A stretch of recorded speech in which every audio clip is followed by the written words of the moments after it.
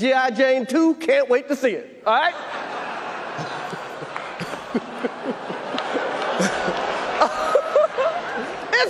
That was a nice one. Okay. I'm out here. Richard. Oh, wow. Wow. Will Smith just smacked the shit out of me. Keep my wife's name out your mouth. Wow, dude. Yes. It was a G.I. Jane joke. Keep my wife's name out your mouth. I'm going to, okay? It's like we were saying in one of our episodes, dude. We stop listening to women when they tell you what it is that they want, because that goalpost shifts all the time. Because here's what I'm having a frustrated time with. Okay. Protect black women, protect black women, protect black women. A statement to which I agree with. But protection comes in many forms, right? He was protecting his wife's honor. He was protecting his wife from a joke. Okay. So now we're up to, we can't talk about y'all weight. We can't talk about the clothes that y'all wear. We can't talk about plastic surgeries. We can't talk about, what else? We can't talk about y'all being single mothers. And now we can't even make jokes about y'all. At what point does the line get drawn? There is no line. You know what I'm saying? It's literally all feelings. What exactly are we protecting you from? Because when we try to protect you from yourselves, you got a problem with that too. So you know what I'm saying? And then we get situations like this where a dude is constantly jumping from one foot to the other trying to please his wife, their entire marriage. Look, I need you to understand something, dude. Like I'm not necessarily upset with Will. I feel bad for this dude. You understand? I identify with this. Hell, he and I have the same shoe size. I don't know if I ever told you that. I studied his shoes at the Hollywood Walk of Fame. He and I wear the same shoe size. Damn. Yeah, you know what I'm saying? But I identify with this dude. A lot of his philosophy, a lot of the stuff that he went through, and he has said on social media and time again, directly identify. I get him. I do. I get him. That's why he's been a hero of mine. Because I'm like, if this dude can make it from Philly, my black ass from the south side of Chicago should be able to get there too. He's the goal that I'm trying to reach. So if this man, with all of his success, with all of his poise, with all of his joie de vivre, or whatever the French term is, with all of that he has done and accomplished, still cannot please his woman, ain't no hope for my little black ass. Because I ain't gonna say all that. I'm just gonna say you picked the right woman. At the end of the day, this is all self-inflicted on Will, quite frankly. I'm still wondering. It is what it is. They got kids. They're grown now. I would have been left. That's just me. Like, at a certain point, you gotta do what's right for your mental health. And Will seemed to be okay with it. And if that's true, and he truly is okay with it, this is all self-inflicted, man. Can't change his mind if he ain't willing to listen. So it is what it is.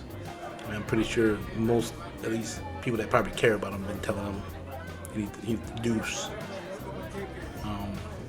Saying he's a good man that made it, and he's still trying to prove himself. Like, I know what that is. I know what that looks like. Hell, I've done it. I know what trying to prove yourself to your lady looks like, and that's what this is. And that's why I said this wasn't a move.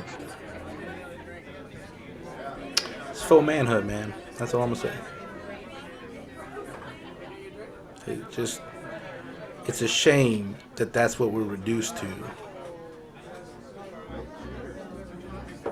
There's so many other ways he could have handled that, man. I just feel bad for the man. I get where you're coming from, but I just feel bad for him. I really do. Because one, I could tell his heart wasn't in that slap from the form that he took. That is a weird form to slap somebody. His body was not behind that. And as big as Will Smith was, if he would really meant to slap Chris, as hard as he could have slapped Chris, that form would have been on peak. This man was stiff as hell. He wasn't in that. All the body language was off. I mean, it is what it is. Yeah, you're right. I think it was a rash decision. He got up on stage.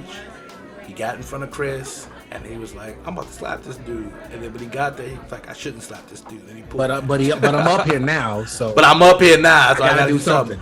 Even if he'd have grabbed Chris's hand, dapped him, pulled him close, and be like, hey, my wife has Alex. If he just whispered to the man, Chris, and walked back to his seat, Chris probably would have changed it up. Like, yo. Like,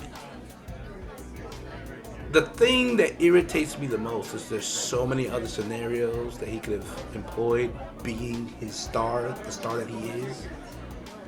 It didn't have to go to the lowest base form. And the fact that we're all applauding the lowest base form. And this is the thing that pisses me off.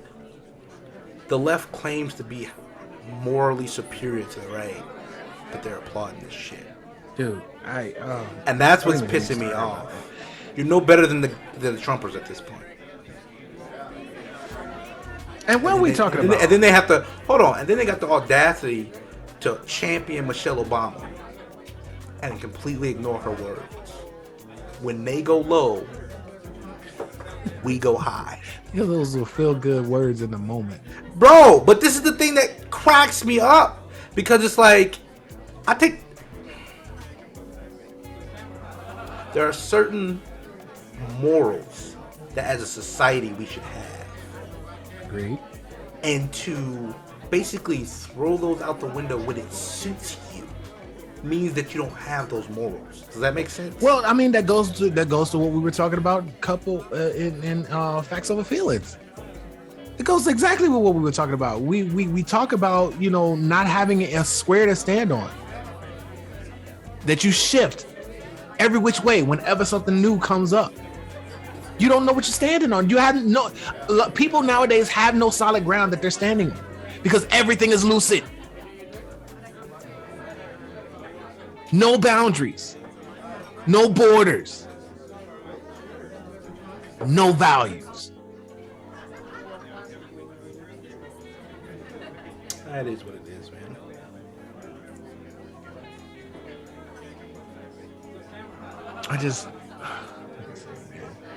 I want to tell you, I want to talk to you about something else too. It's really chapping my ass, dude. It really is. I am tired. I don't know about you, but I am exhausted with hearing Queen, and hell, I'm even tired of hearing King. I'm tired of these unearned monikers. I am exhausted because it goes back to what I was saying earlier about levels. Everything has levels. You don't just shoot up to the top to Queen. You're trained as a princess. Nah, man, this is the thing that cracked me up about all that, yo. Like, we used to make fun of motherfucking hoteps talking like that, bro. And now it's normal. And it's so irritating, bro. Just hear it. What's up, Queen? How you doing, King? It's like not everybody can be a damn queen. Not everybody can be a queen. Because queens have maidens. You know what I'm saying? Servants that attend her. You know what I'm saying? She's regal. She's poised. You know what I'm saying? Things of that nature. You know what I'm saying? There are many different attributes, a lot of which they were instilled in her as a princess, so that when she became queen, she could fulfill that role. Not everybody has even passed the princess phase. You know why I think people moved on to those monikers instead of brother and sister? It's because nowadays a lot of people treat their family like shit. So calling somebody your brother and your sister. That's a good point. No, I'm just being real. A lot of families, especially in the black community, are shattered. So a lot of families are, it is what it is. So to call somebody your brother or sister doesn't hold weight anymore. In a minute, Queen and King ain't gonna hold no weight. Yeah, that's what I'm going to say. What's higher than that? What, God? We're gonna start calling each other gods? They already do. Like, I mean, Kanye, shit, man. I mean, F-Y motherfuckers. I heard we all gods. Bruh, it's already occurring. And Like, you that's know, already happened. and you know what really pisses me off about that. First of all, these are unearned monikers. That's first and foremost. It's like the title Marine. It's you gotta earn that. It's not just given to you. You gotta earn. You gotta go through some stuff to get that. And only 1% of the population ever does. Okay, so and that's 1% of the 1% of people who actually join the military. All right, so let's start there. But all of these monikers are unearned and just thrown around, and it's like there's weight to these monikers.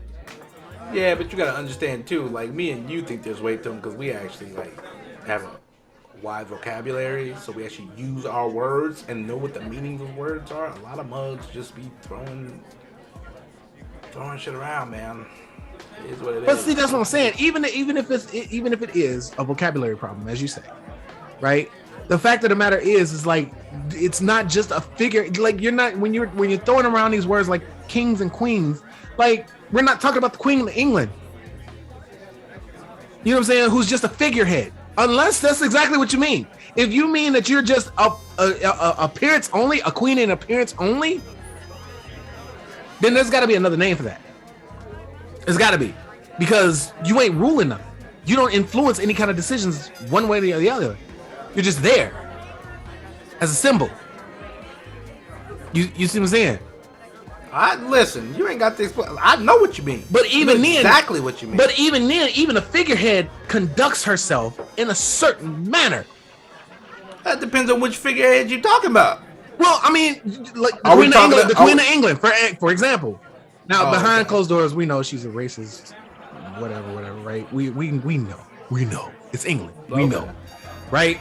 But ceremoniously, we also know she conducts herself in public a certain way because she understands what her image portrays about her country, right?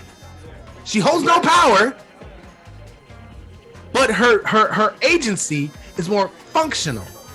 No, her agency is more ornamental, not functional. And she understands that. So if we're throwing around these words, these monikers like king and queen, what exactly are you saying? Because a lot of people don't carry themselves to match the moniker that they're being bestowed upon. I think it's just lofty ideals, honestly. Like, if I call people king and queens, maybe they'll aspire to be king and queens, and it's just like, it's not how it works. It's never how it works. Can we start with something small? Can we start with doctor? Can we start, like, why we gotta jump up to royalty, bro? You want to talk about starting small? Let's go back to brother and sister. Be a good, you know what I'm saying? Let's try to figure out how to be a good family first, before you aspire to be anything greater than that. If you can't look after family, you don't deserve the moniker of king and queen. No, I'm right there with you, but it's like, okay, how you gonna convince all these? You know what? Nope, I take that back. Nah, forget that line of logic. I ain't even trying to save nobody, man. That's kind of where the point I'm at. I'm just like, yo, we got to get who we can. Honestly, I don't think everybody can't be saved, man. It's a fool's errand to try to save everybody. I get that. I get that. But if I can get one person, if I can save one mug, I'm good, bro. I'm good. Because you can't affect change with just one. I agree, but at the same time, it's a small change in the world, man. You ain't gonna, especially with the well as poison as it is, bro, in our community. Good luck, man. I just don't want to believe that it's hopeless. Bro, you think I'm BSing, bro? I got a crap load of friends on social media. I'm talking, we was in arguments. You hear me? Back and forth. And these mugs talking about Will Smith is right. I'ma die for mine. You can't save people like that, bro. You can't. We ain't talking about children. We ain't talking about teenagers. We talking about almost 40-year-old grown men and women. almost 40 and still talking like they 15. But again, extremes. Extremes. We're talking about a joke. He didn't hold a gun to her head. He didn't threaten her life after the show. He didn't say that I'm about to grape you later because apparently it's good with husband if you sleep with other dude. He didn't say none of that. You look like G.I. Jane and I can't wait to see your next movie. I hear all of that. Like I told you once before, man. Cognitive development, bro. A lot of people are in arrested development, dude. They still think like teenagers. And they will think like teenagers until they die and die. There is no... Trying to appeal to somebody like that, with that low EQ and IQ, bro, good luck, man. I'm not saying it's impossible.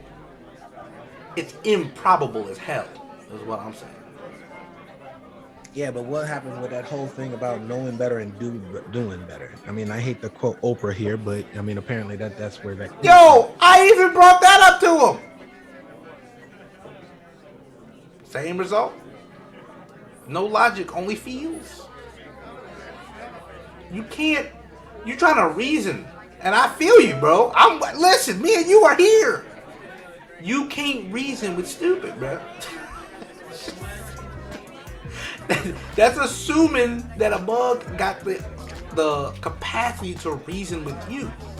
Most of these, listen, you know what, screw it, I'm gonna bring him up. I watched Kevin Samuel's show directly after that night. You hear me? Directly after that night. He let men and women call in to disagree with him about Will Smith because he felt the same way we do.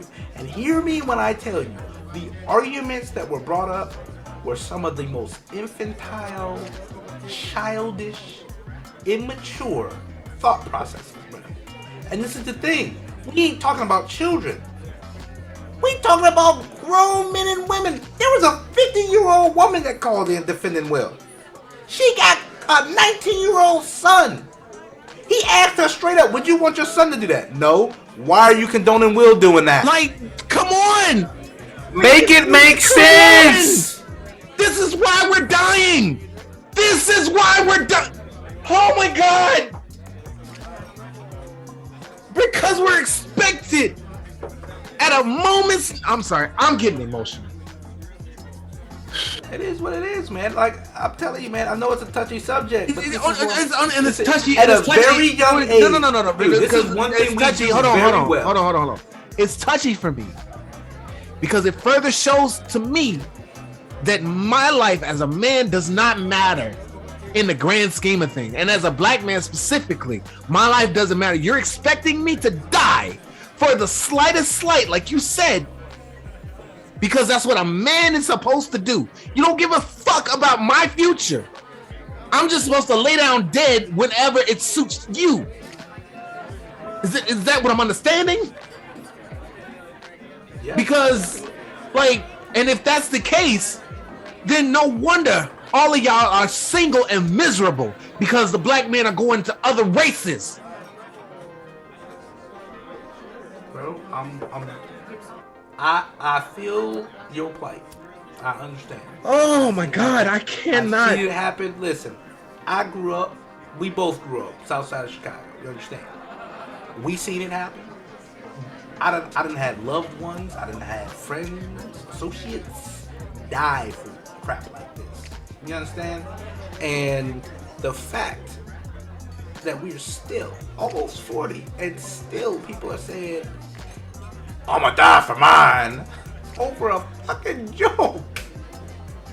This is what I mean by like arrested development. And this is also what I was talking about yesterday too. Like, yo, in the black community, starting at a very young age, we basically challenge young boys' manhood so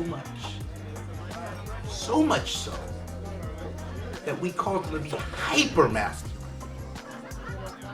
And in that hyper masculinity, a lot of us kill each other and get killed by the law and get killed by outside forces for stupid shit. And I'm gonna tell you something else.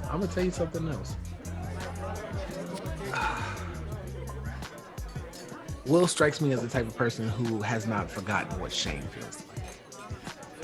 Oh, definitely a shame right now. Right. However, the applaud and the backing that he got in that crowd for doing what he did allowed him to continue to stay at this ceremony for the duration. Because if his shame overshadowed the support, he would have left with his head hanging low. Even after he won, just mail me my award. I've shamed myself and I need to go somewhere. You understand? And my point in bringing this up is that that's the issue that we have by and large. I think that's the biggest issue that we face, especially as a Black community. There is no shame. Oh, that sense of shame has somehow evaporated from our community.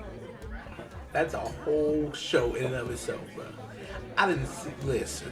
And that ain't just listen. And that's why the support is happening, because no one would be ashamed to make an ass out of themselves, because apparently making an ass out of yourself is lauded.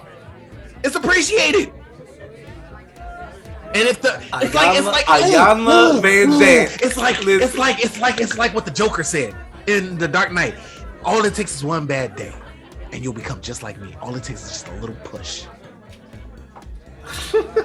Because if I could get someone as good and as honest as Will Smith to act an ass, then it's okay for me, because he was the best of us. So that just justifies my ratchet ass behavior. You know, I was about to say that it's just rationalizing the shit away, bro. Like, no joke, dude. Like, like, I know for a fact somebody's gonna look at. See, I was right. Slapping that motherfucker. That's why I went to jail. Yeah, I was right. Come on, man. Like, so many. Like, yo, you right about that shame thing, though, dude. Ayanna Van Zandt said something similar about Black women being out of line, bro. Like, now we get paid to be out of line. Like, motherfuckers will show their ass, be dancing on tables in a restaurant. Like, I just watched the clip. I think I shared it with y'all. That clip, that what's her name, shared on social media, bro. With the three moms at the high school, and they was shaking their ass in the gym to back that ass up. Oh, I didn't get a chance to see that, but yeah, I remember you sharing that. Bro, that was moms our age, millennials.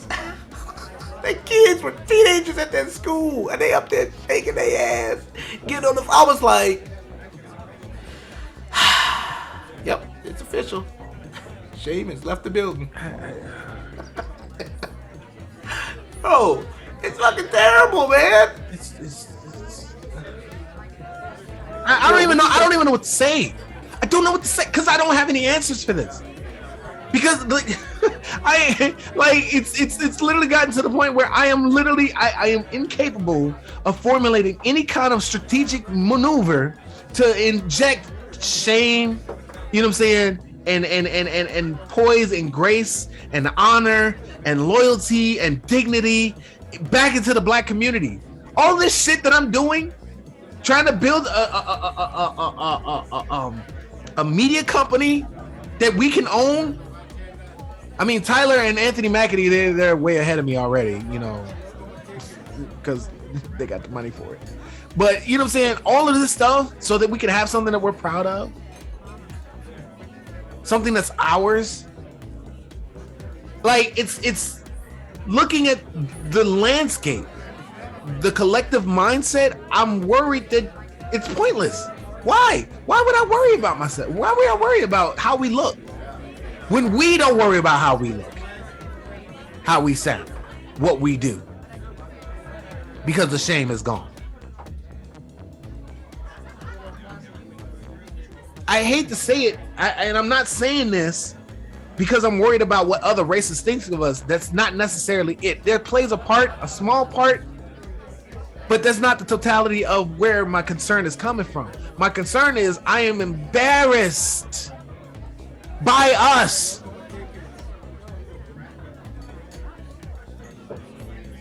Because when somebody does something stupid and then I come along, it's a reflection on me. And I know, just like you know, black people are not a monolith.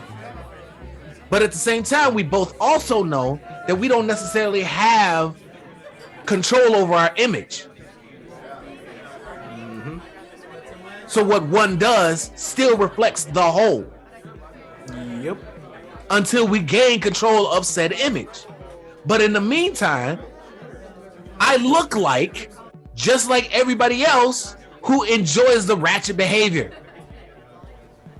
Dude, I ever tell you the story? So I was on, well, while I was in the military, I was primarily at Buckley Air Force Base, right? And I have served on multiple bases, but it wasn't until I got deployed, my first time to Afghanistan in the military, where I met third country nationals and other armed forces from different countries, right? Mm-hmm. And I'll never forget, I met some dudes from Africa. Now, this wasn't the first time, but I was on deployment, and I'll never forget, we got to talking. It was just us. We was in the room, we was shooting the shit, and we got to talking. And I'll never forget, they said, you're different. And I said, how so? And he said, because you don't carry yourself how we would think that an American black man would. And I looked at him and I said, now mind you, I'm only like, how old was I, 26? No, 25? No, younger, 24. I was 24 at the time. Making me mad, Nick.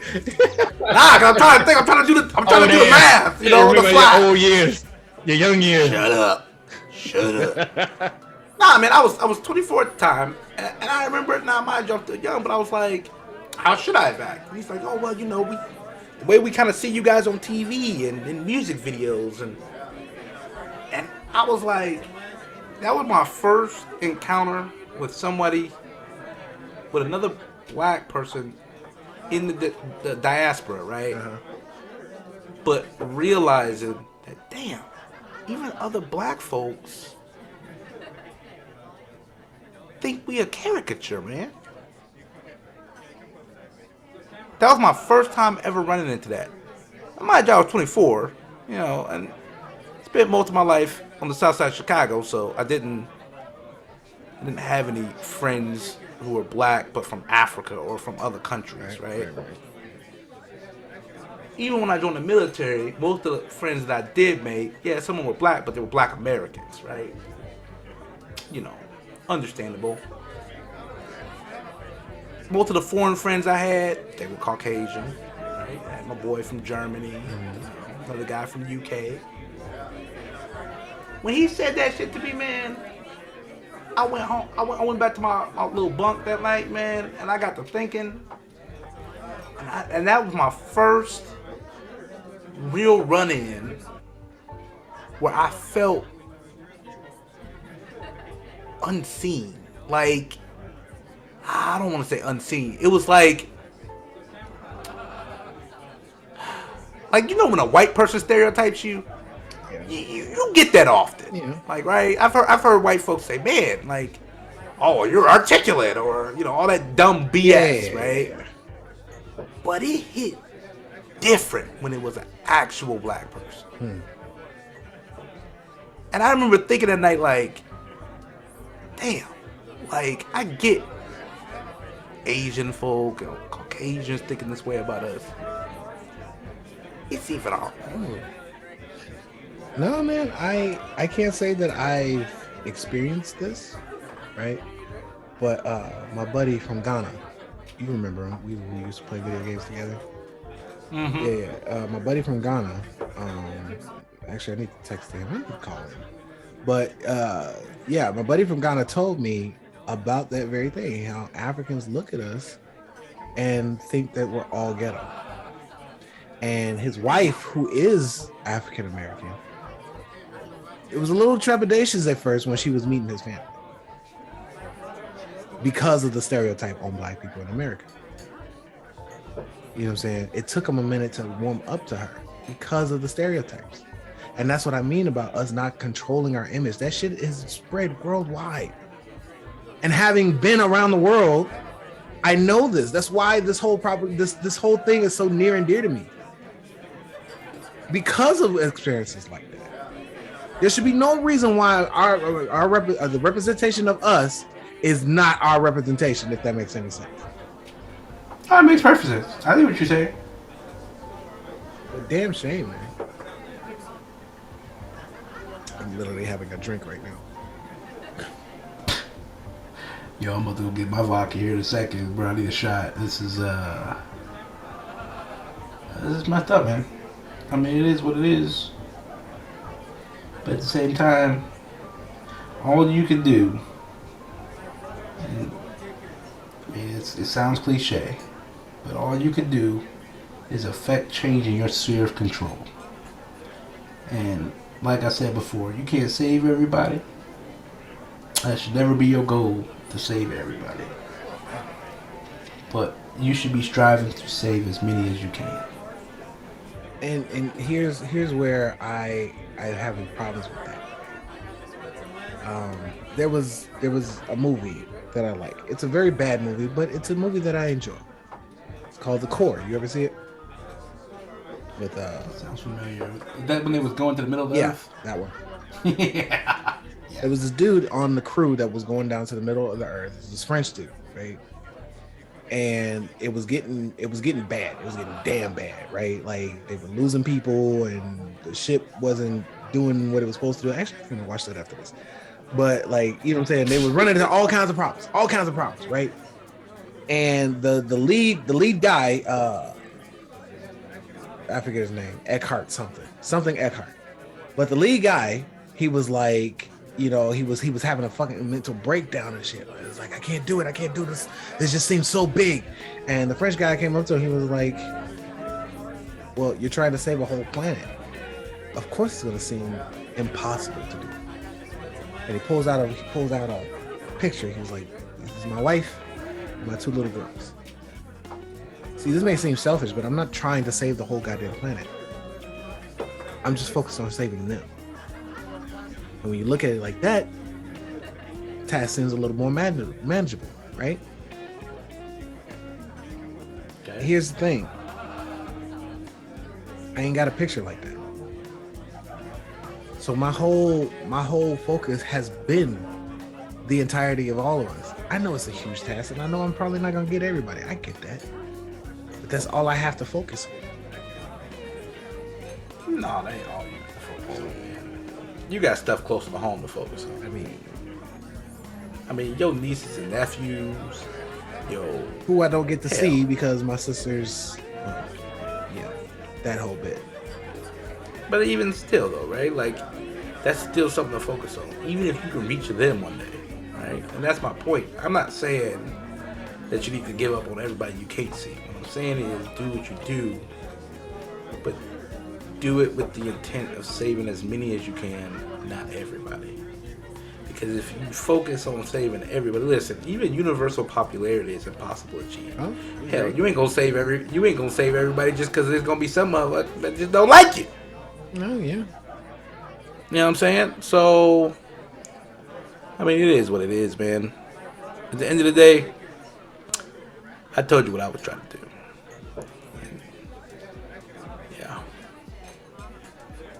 It's just a sad state to see that we're in.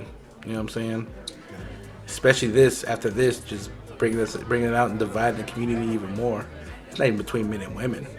You know what I'm saying? It's literally between fools and people that are wise, bro.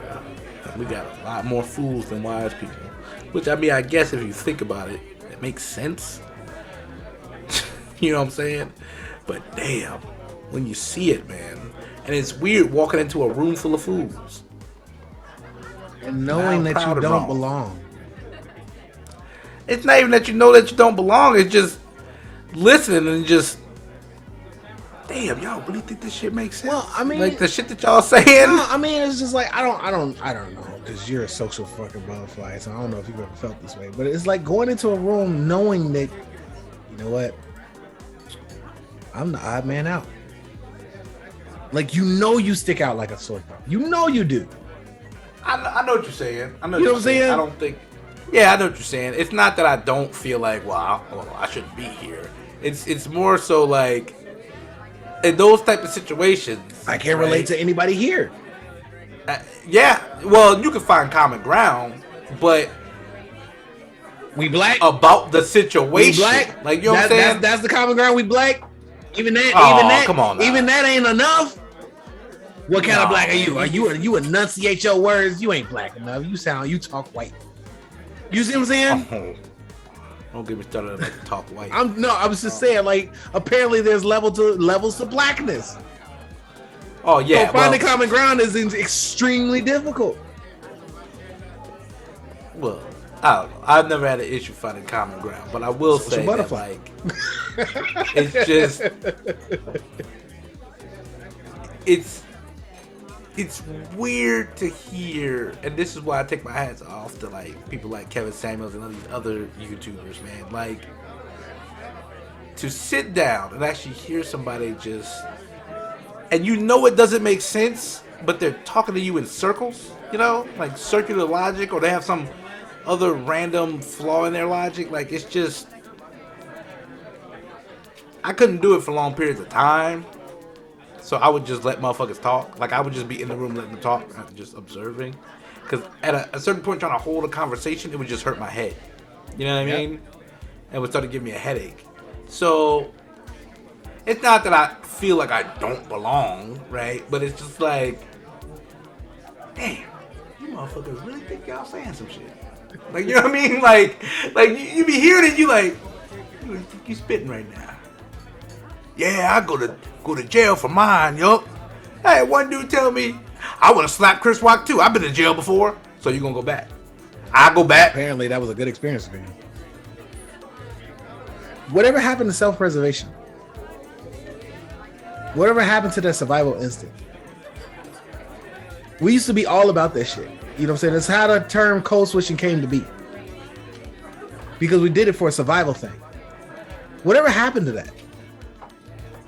Like, it's almost like we forgot that we're in a nation where our countrymen thinks us as enemies. It's almost as if we forgot that our lives are constantly in danger. It's almost as if we forgot that we are an endangered species. Whatever happened to self-preservation? Our birth rates are dwindling. You know what I'm saying? Marriage rates are on the decline steadily. I wouldn't even say a decline, it's dropping. You know what I'm saying? Incarceration rates are up. No, actually, I heard it went down. I heard it went down like 25% or something like that. Yeah. Incarceration rates are actually down in the black community, especially the black male side. Yeah, so yeah, I misspoke on that one. But you know what I'm saying? Like, we still have a large portion of our population incarcerated or dead. You know what I'm saying? Whatever happened to making sure that we survive? Like, if we are our ancestors' wildest dreams, I would question the kind of stuff that they were smoking before they went to sleep. If this is the state that they dreamt of. It's like that Martin Luther King Boondocks episode. Seen what's around the corner. I've seen what's over the horizon. And I promise you niggas have nothing to celebrate. And no, I won't get there with you. I'm going to Canada.